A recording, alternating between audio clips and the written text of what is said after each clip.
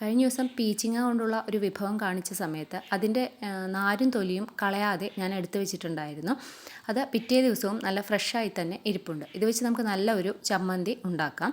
അടുപ്പിൽ ചീനച്ചട്ടി വെച്ച് ചൂടാകുമ്പോഴേക്കും 1/2 ടേബിൾ സ്പൂൺ എണ്ണ ഒഴിച്ചതിന് ശേഷം 1/4 കപ്പ് തേങ്ങ തിരുമിയതിട്ട് നല്ലതുപോലെ ഇളക്കി കൊടുക്കുക. ഒരു 1/4 ടേബിൾ സ്പൂൺ മല്ലിയും ചേർത്ത് കൊടുക്കുക. മുഴുമല്ലി തന്നെ വേണം, മല്ലിപ്പൊടിയല്ല. ഒരു 3 വറ്റൽമുളക്, ഒരു ചെറിയ കഷ്ണം പുളി, പിന്നെ ഒരല്പം കറിവേപ്പില, ഇവയെല്ലാം കൂടി ചേർത്ത് നല്ലതുപോലെ ഇളക്കി കൊടുത്തുകൊണ്ടേയിരിക്കുക. തേങ്ങ ഒരു ബ്രൗൺ നിറമായി തുടങ്ങുമ്പോഴേക്കും നേരത്തെ എടുത്തു വെച്ചിരിക്കുന്ന പീച്ചിങ്ങയുടെ തൊലിയും നാരും കൂടി കഴുകി ഞാൻ ചെറുതായിട്ട് അരിഞ്ഞു വെച്ചിട്ടുണ്ട്, അതും കൂടി ചേർത്ത് കൊടുക്കുക. ഈ ഒരു ഷേപ്പിലാണ് ഞാനത് അരിഞ്ഞെടുത്തിട്ടുള്ളത്.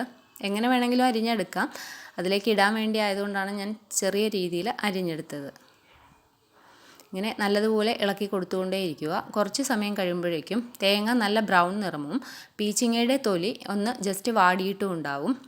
അതിന് ആവശ്യമായ ഉപ്പും കൂടി ചേർത്ത് കൊടുത്ത് നല്ലതുപോലെ ഇളക്കിക്കൊണ്ടേയിരിക്കുക, അല്ലെങ്കിൽ അടി കരിയാൻ സാധ്യതയുണ്ട്. ഇങ്ങനെ നല്ലതുപോലെ ഇളക്കി കൊടുത്തതിന് ശേഷം തീ ഓഫ് ചെയ്തതിന് ശേഷം ഇതൊന്ന് ആറാൻ വേണ്ടി വയ്ക്കുക. നല്ലതുപോലെ എല്ലാ ഭാഗത്തേക്കും ഒന്നിങ്ങനെ തള്ളിയിട്ട് കൊടുത്തു കഴിഞ്ഞാൽ പെട്ടെന്നത് ആറിക്കിട്ടും. ഇപ്പോൾ ഒരു 15 മിനിറ്റ് ആയിട്ടുണ്ട്. ഇത് നല്ലതുപോലെ ആറിയിട്ടുണ്ട്. ഇതൊരു മിക്സിയുടെ ജാറിലേക്ക് മാറ്റുക.